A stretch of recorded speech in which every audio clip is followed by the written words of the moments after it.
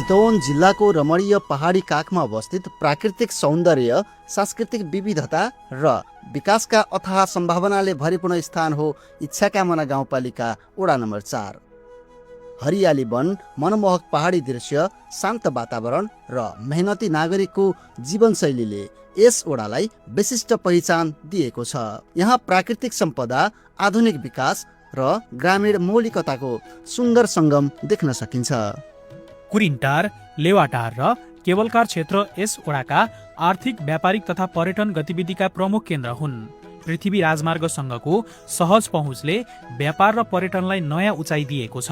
अर्कोतर्फ गाउँको मौलिकता, आत्मीयता र प्राकृतिक आकर्षण आज पनि जस्ताको तस्तै सुरक्षित छ। यहाँका अधिकांश नागरिक कृषि, पशुपालन, पर्यटन र व्यापार व्यवसायमा आबद्ध छन्।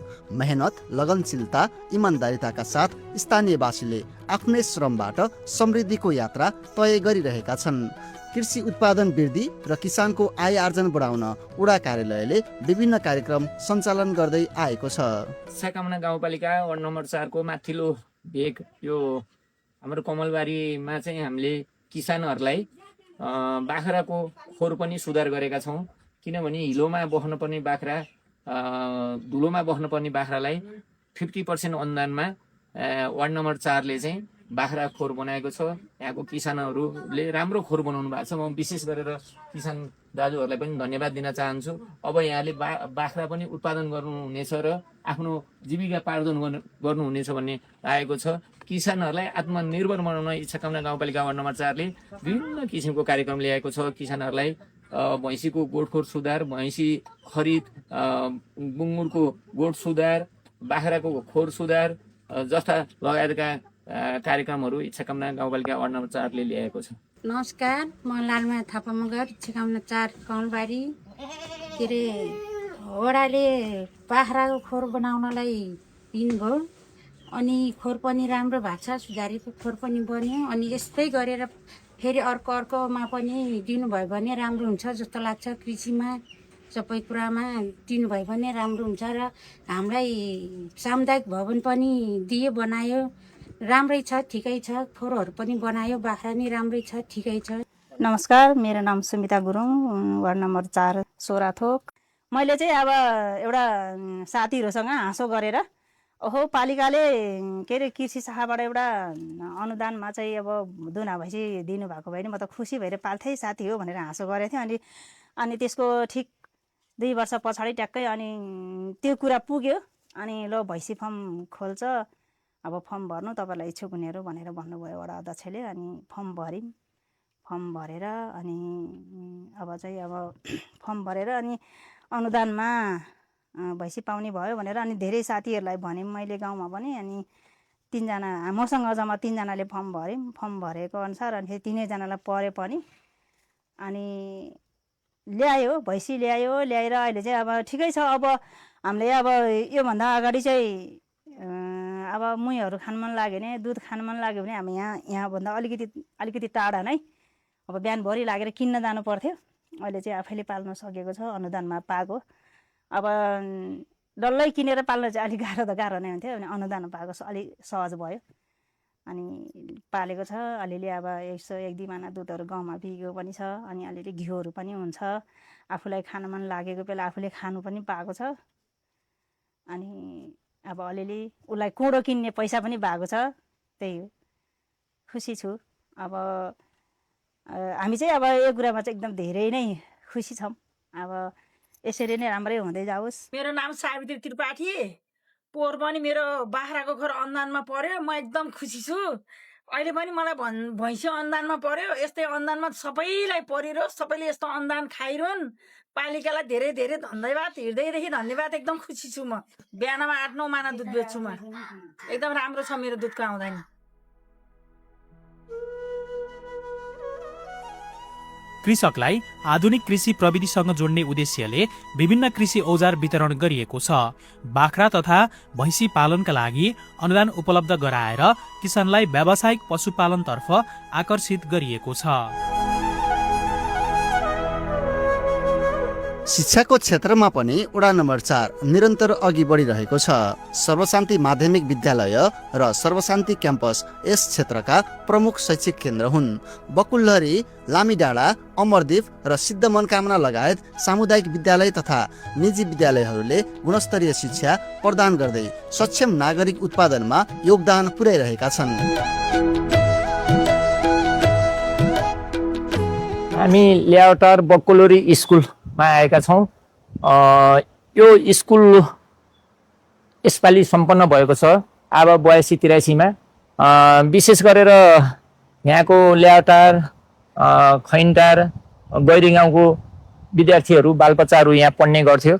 यहाँ भौतिक संरचना नभएर विद्यार्थी भाइ बहिनीहरूलाई गाह्रो भइरहेको थियो। हामीले शैक्षिक गुणस्तर पनि वृद्धि गर्नुपर्छ, कक्षा कोठा पनि सुधार गर्नुपर्छ भनेर इच्छाकामना गाउँपालिकाले र इच्छाकामना गाउँपालिका वार्ड नम्बर 4ले लगभग 2-3 वर्षको बजेटले चाहिँ यहाँ सम्पन्न भएको छ। अब यहाँ ल्यावटारका विद्यार्थी भाइ बहिनीहरूलाई, गैरी गाउँ खैन्टारका विद्यार्थी भाइ बहिनीहरूलाई सहज रूपले पढ्ने वातावरण बन्नेछ र शैक्षिक गुणस्तर वृद्धि हुनेछ भन्ने लागेको छ। इच्छाकामनाको गौरवको आयोजना मध्ये इच्छाकामना आधारभूत अस्पताल पनि यही वडामा निर्माण भइरहेको छ। अस्पताल भवनको निर्माण कार्य अन्तिम चरणमा पुगेको छ। अस्पताल सञ्चालनमा आएपछि स्थानीय नागरिकले गुणस्तरीय स्वास्थ्य सेवा आफ्नो गाउँमा प्राप्त गर्ने अपेक्षा गरिएको छ। इच्छाकामना आधारभूत अस्पताल सम्पन्न हुन लागेको छ। यो अस्पताल अगाडिको निर्वाचित जनप्रतिनिधिले सुरु गरे भए तापनि लामो समय काम हुन सकेको थिएन। हामी 79 सालमा निर्वाचित भएर आइसकेपछि म आफैले आदरणीय अध्यक्ष दानबहादुर गुरुङज्यूलाई अस्पताल हेर्न जाउँ, अस्पताल रोकिएको छ, के कारणले रोकिएको हो भनेर मैले त्यति बेलाको प्रशासकीय अधिकृत दानबहादुर सरलाई ल्याएर देखाएँ। देखाउँदाखेरि यो जग्गा चाहिँ वनको जग्गा रहेछ। अनि दानबहादुर सरले चाहिँ वन डिभिजन कार्यालयसँग समन्वय गरेर यो जग्गा चाहिँ हस्पिटलको नाममा लिएर आइसकेपछि यहाँ टोलबाट वडा हुँदै इच्छाकामना गाउँ कार्यपालिकाले निर्णय गरेर पठाइसकेपछि अनि अर्को वर्ष 18 करोड पैसा परेर चाहिँ हामीले 80-81बाट सुरु गरेको चाहिँ यो इच्छाकामना आधारभूत अस्पताल अब आउँदो वर्ष हामी सञ्चालनमा ल्याउनेछ। यस अस्पतालले इच्छाकामनावासीलाई मात्र होइन, रोराङ गण्डकी र शहीद लखन गाउँपालिकाको जनताहरूले पनि यहाँ सुविधा लिन पाउने हुनेछ। अब बिरामी पर्दाखेरि, हाइवेमा दुर्घटना हुँदाखेरि हामी तत्काल भरतपुर जान पर्थ्यो भने अब यही इच्छाकामना 4 पुरिन्टारबाट उपचार हुनेछ र यहाँको जनतालाई सहज वातावरण गरेका छौँ। त्रिशुली नदीको कटानबाट जोखिममा परेको सोताबगर क्षेत्रमा तटबन्धन निर्माण गरिएको छ। साथै सुकौरा र बारबाङ खोलामा पनि तटबन्धन सम्पन्न भएपछि स्थानीय बस्ती तथा खेतीयोग्य जमिन सुरक्षित बनेका छन्।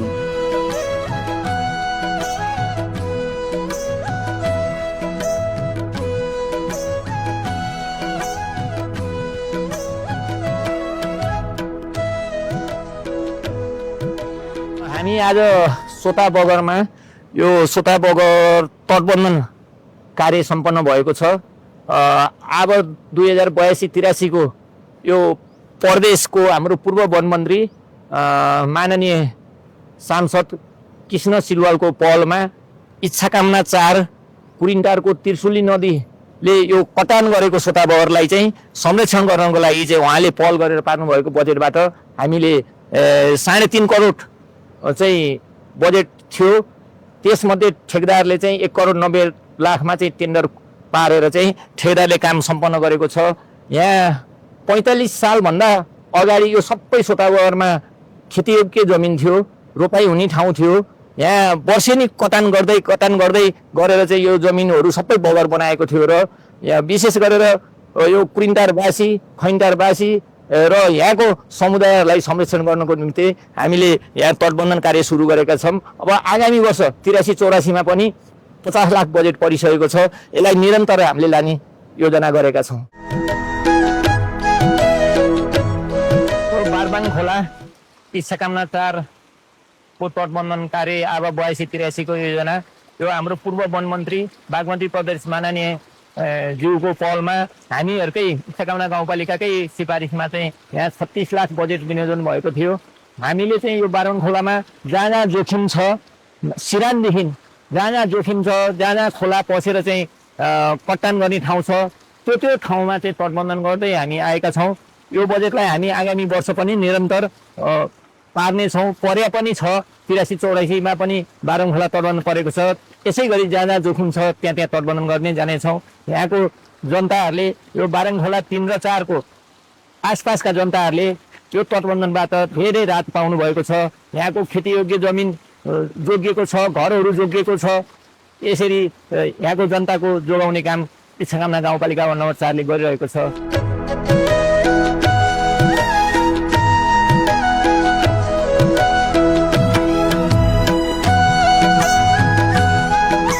पूर्वाधार विकासलाई प्राथमिकता राख्दै वडा कार्यालयले सडक ढलान कार्यलाई तीव्रता दिएको छ। नागदी खोलादेखि लामीडाँडासम्मको अधिकांश सडक ढलान सम्पन्न भइसकेको छ। यसै गरी कुरिङटारका नयाँ बस्ती र प्रगति पाठशाला जाने सडक पनि ढलान सम्पन्न गरिएको छ। सडक निर्माणसँगै स्थानीयको आवत जावत, कृषि उपज ढुवानी र बजार पहुँच सहज बनेको छ। नागदी खोलादेखि स्याक्लाङ हुँदै लामीडाँडा जाने बाटो चाहिँ अहिले लगभग धेरै जसो ढलान भएको छ। यो स्याक्लाङ एरियाको बासिन्दाले जहिले पनि यो बाटोमा हिँड्नलाई समस्या हुन्थ्यो, खाल्टाखुल्टी थियो, पहिरो आउँथ्यो, बाटो अवरुद्ध हुन्थ्यो। हामी निर्वाचित भएर आइसकेपछि यो नागदी खोलादेखि सुरु गरेको बाटो स्याक्लाङसम्म पुग्न लागेको छ। आगामी वर्ष नि बजेट छ। अब यो बाटो स्तरोन्नति भएपछि यहाँ हिँड्ने बाइक गाडीहरूलाई सहज तरिकाले हिँड्न पाएको छ। यहाँको जनताहरू धेरै खुसी भएका छन्। अझै माथिसम्म बाटो लग्दै हुन्थ्यो भन्नुभएको थियो। यसपालि आउने वर्ष 83-84 को बजेट पनि हामीले हालेका छौँ। सक्दो हामी स्याक्लाङसम्म पुर्याउने प्रयास गरेका छौँ र विशेष गरेर यहाँ धेरै किसान कृषि कार्यक्रम गर्ने भएकोले हामीले यो वर्ष पनि भैँसी प्रवर्धन अन्तर्गत भैँसीको गोठ बनाएका छौँ, दुना भैँसी खरिद गरेका छौँ र यो बाटो सहज हुँदाखेरि यहाँको जनताहरू मुङलिङ जानलाई सहज हुन्छ। नमस्कार, मेरो नाम सन्तमाया मगर हो। मेरो घर वार्ड नम्बर 4 पाटीघारी। हामीलाई बाटो के अरे ढलान भएर राम्रो भएको छ, खुसी लागेको छ हामीलाई।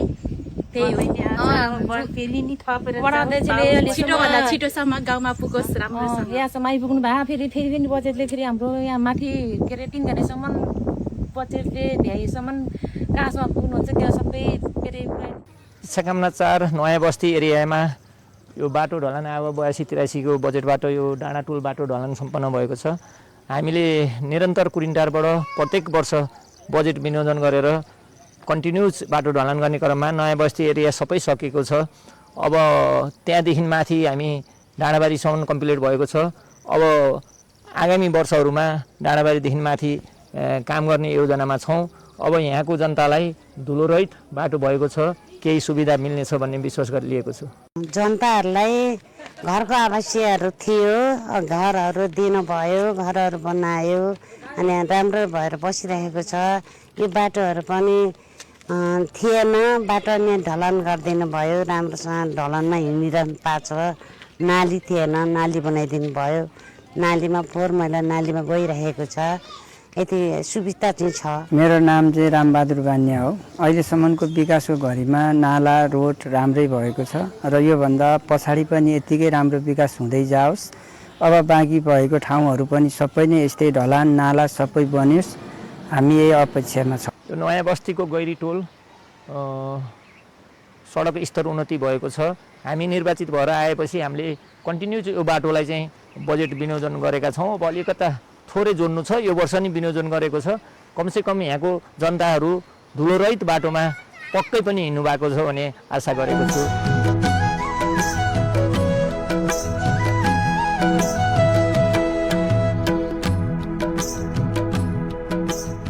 सेवा प्रवाहलाई नागरिक मैत्री बनाउने उद्देश्यले गाउँपालिकाले सामाजिक सुरक्षा भत्ता घर घरमै पुगेर वितरण गर्दै आएको छ। यस सेवाबाट विशेष गरी ज्येष्ठ नागरिक, अशक्त तथा अपाङ्ग भएका व्यक्तिहरू लाभान्वित भएका छन्। मगर, चेपाङ, गुरुङ, ब्राह्मण क्षेत्री लगायत विभिन्न जात जाति र समुदाय बीचको आपसी सद्भाव यस ओडाको अर्को महत्त्वपूर्ण विशेषता हो। विविधताभित्रको एकताले यहाँको सामाजिक जीवनलाई अझ सुन्दर बनाएको छ। प्राकृतिक सम्पदा, गुणस्तरीय शिक्षा, पूर्वाधार विकास, कृषि आधुनिकरण, सामाजिक सद्भाव र जनप्रतिनिधिको सक्रियतासँगै इच्छाकामना गाउँपालिका वडा नम्बर 4 समृद्धिको नयाँ यात्रामा अघि बढिरहेको छ। आजका उपलब्धिहरूले भोलिको अझ समुन्नत इच्छाकामनाको आधार तयार गरिरहेका छन्। विकास र सम्भावनाको यो यात्रामा स्थानीय सरकार र नागरिक बीचको सहकार्य नै सफलताको मूल आधार बनेको छ। नमस्कार, म वडा नम्बर 4 को बुद्धिबल राणा मगर वडा सदस्य। आज हामीले यो आफ्नो गाउँ टोलमा बाटोहरू मर्मत समार र ढलन पूर्वाधारका ढलनका बाटोको विषयमा हामी अलिकति जानकारी गर्दैछौँ। हामी यो ठाउँको वासी र उपभोक्तालाई हामीले सहज गर्ने बाटोमा लागिरहँदा हामीले यो बाटो ढलन गर्ने हामी आउने भन्दा पहिला कुनै पनि ढलनका बाटोहरूले सुरुवात लिएका थिएन। हामीले आजसम्म आउँदाखेरि हामीले लगभग 3 किलोमिटर लगभग हामीले ढलन भइसकेको छ र आर्थिक वर्षको बजेट पनि हामीले अहिले ठाउँ ठाउँमा अलिकति जोड्ने भनेर हामीले समन्वय गरेर हालिरहेका छन्। हामीले किसानको हकमा हेर्ने हो भने किसानीलाई अनुदान हरेक वर्षको हामीले छुटाइरहेको छ। किसानीलाई केही न केही ठाउँमा भैँसीहरू वितरण गरिरहेको छ, बाख्राखोर वितरण गरिरहेको छ र हामीले विभिन्न तरिकाको तालिमहरू पनि सिलसिला हामीले अगाडि बढाइरहेका छौँ र गरिरहेका पनि छौँ। हामी अझै पनि हामीले गर्छु भन्ने हाम्रो कल्पना छ। हामीले जनताहरूलाई हामी निर्वाचित भएर आइसकेपछि कुनै पनि बाटो बन्द हुनु दिएको छैन र समस्या हुनु दिएको पनि छैन। नमस्कार, म रुद्र प्रसाद उप्रेती, इच्छाकामना गाउँपालिका वार्ड नम्बर 4 को वडाध्यक्ष। विशेष गरेर म निर्वाचित भएर आइसकेपछि 2079 सालको निर्वाचनपछि हालसम्म 2083 सालसम्म यो 4 वर्षको पिरियडमा जति पनि विकास निर्माणका कार्यहरू भएको छ म यहाँहरूलाई अवगत गराउन चाहन्छु। वार्ड नम्बर 4 को विशेष गरेर म निर्वाचन भएर आइसकेपछि भौतिक पूर्वाधारतर्फ बाटो पिच गर्ने काम, ढलान गर्ने काम, होइन, विभिन्न समुदायको भवनहरू, सामुदायिक भवन, संस्थाका भवनहरू बनाउने काम भएको छ। जस अन्तर्गत इच्छाकामना गाउँपालिका वार्ड नम्बर 4 को तल्लो बेल्ट जुन कुरिन्टार एरियामा खैन्टार जाने बाटो पिच भएको छ, सर्वशान्तिको ठाडो बाटो, तेर्सो बाटो र नयाँ बस्ती एरिया सबै ढलान भएको छ। ल्याउटारमा एकीकृत सामुदायिक जाने बाटो पनि ढलान भएको छ। यसै गरी केपुलकार बाँझगाउँको बाटो ढलान भएको छ। नागती खोलाबाट स्याक्लाङसम्म करिब बाटो ढलान भइसकेको छ। अब कुरिन्टारबाट बेलडाँडा जाने बाटो चाहिँ डाँडाबारीसम्म ढलान भएको छ। त्यसै गरेर विभिन्न सामुदायिक भवनहरू पनि सम्पन्न भएको छ।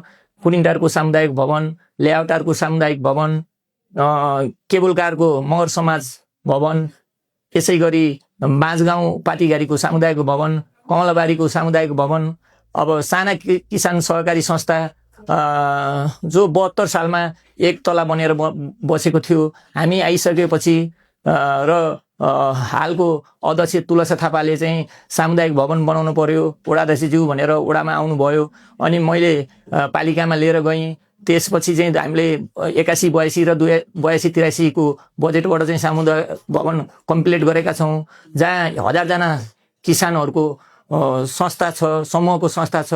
अब भाडा तिर्न पर्दैन, सानो किसान भवनबाट नि आफ्नै भवनमा कार्यालय सञ्चालन गर्न पाइन्छ।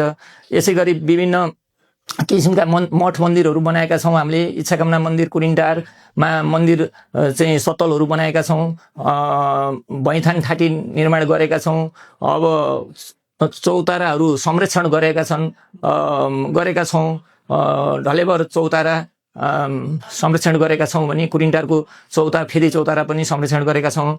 अनि सहकारीको मुङलिङ मर्स्याङदी सहकारी, मर्स्याङदी बहुद्देश्य सहकारी र इच्छाकामना गाउँपालिकाको साझेदारीमा चाहिँ कृषि भवन पनि बनेको छ।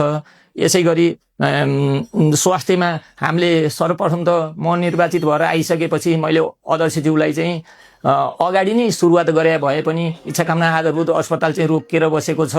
त्यो अस्पताल चाहिँ बनाउनु पर्यो अध्यक्षज्यू भनेर त्यतिखेरको प्रशासकीय अधिकृत र अध्यक्षज्यूलाई लगेर देखाएँ। त्यो पिल्लरको रड मात्रै हालेर बसेको थियो, रोकिया थियो, धेरै लामो समय रोकेर बसेको थियो।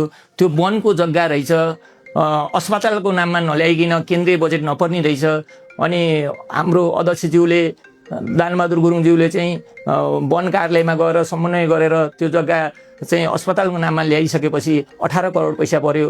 अहिले आधारभूत इच्छाकामना अस्पताल पनि सम्पन्न भएको छ। शिक्षामा विपन्न परिवारलाई हामीले छात्रवृत्ति दिएका छौँ। कोही पढ्नै नसकेको बालबच्चा छ भने हामीले पढाएका छौँ। गाउँपालिका वडा कार्यालयमा आएर भन्न पर्यो, निवेदन दिन पर्यो, हामीले पढ्न नसकेको बालबच्चालाई नि पढाएका छौँ। यसै गरी ल्याउटारको स्कुलमा पनि हामीले भवन सम्पन्न गरेका छौँ। विभिन्न विद्यालयहरूका कक्षा कोठाहरू सुधार गरेका छौँ। यसै गरी कृषिमा हामीले विशेष गरेर विभिन्न किसिमले अनुदान दिएका छौँ। अब मकै लाउने सिजनमा मकै पनि 50% अनुदानमा, आलु लगाउने सिजनमा आलु पनि अनुदानमा दिएका छौँ। त्यहाँबाट किसानहरूलाई चाहिँ मल चाहिन्छ भनेर हामीले भैँसी प्रवर्धन कार्यक्रम ल्याएका छौँ। मल र दुध चाहिन्छ भनेर 50% अनुदानमा चाहिँ यसै पालि हामीले 27 किसान परिवारले चाहिँ भैँसी किनेको छ। यसै गरी गोठ सुधार बनाएका छौँ, भैँसीको बुङ्गुरको गोठ सुधार बनाएका छौँ, बाख्राको खोर बनाएका छौँ। हामीले विभिन्न किसिमको बाट किसानहरूलाई अनुदान दिएका छौँ। यसै गरी यहाँ व्यवसाय गर्ने, विशेष गरेर इच्छाकामना 4 कुरिन्टारमा व्यवसाय गर्नेहरूलाई हामीले निःशुल्क फोहोर उठाएका छौँ। अब यो कुरिन्टारमा विभिन्न किसिमको व्यवसायले कर तिर्छ। अब केही न केही गरौँ भनेर चाहिँ इच्छाकामना गाउँपालिका र वडा कार्यालय बसेर हामीले निःशुल्क फोहोर उठाइरहेका छौँ। यसै गरी विद्युत हामीले मेरो वडामा सबै ठाउँमा विद्युत पुगिसकेको छ। पानी पनि एक घर एक धारा सबै ठाउँमा पुगेको छ। यसै गरी अनुदानमा हामीले विपन्न परिवारलाई अनुदान वितरण गरेको छ। वृद्ध भत्ता मैले म निर्वाचित भएर आइसकेपछि मैले प्रत्येक पल्ट वृद्ध भत्ता मैले माथिल्लो बेलमा गएर गाउँ गाउँ वितरण गरेको छु। अब स्वास्थ्य बिमा अहिले इच्छाकामना गाउँपालिकाले गरिरहेको छ। सुरुमा मेरो 1 वर्षको सेवा सुविधाबाट मैले पनि सुरुवात गरेको छु। स्वास्थ्य बिमा 355 जनालाई स्वास्थ्य बिमा। यसरी समग्र इच्छाकामना गाउँपालिका वार्ड नम्बर 4 मा विकास भइरहेको छ र आगामी वर्ष पनि बाँकी रहेको काम गर्नेछ। हस्त।